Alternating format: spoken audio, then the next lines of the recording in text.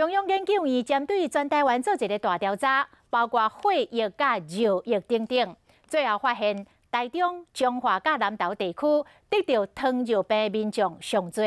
医生来推断，甲爱食宵夜、甲无运动有关系。 袂少人伫要困之前，捌倒药啊，拢介意食这安尼香杠杠的煎鸡肉，还有薯条。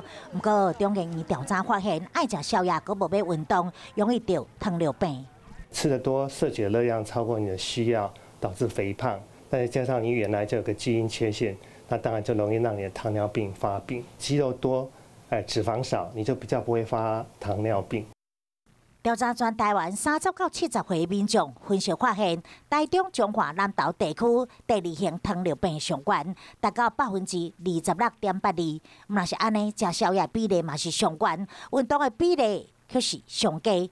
医师建议一定要较加运动，最好是包含3种运动，就是有氧运动，还有重量训练，还有一些核心运动。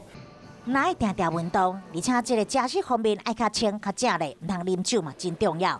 根据卫福部上新的10大死因资料，估计每3位就有2个是死伫慢性疾病，因此更加病的轻忽糖尿病所带来威胁。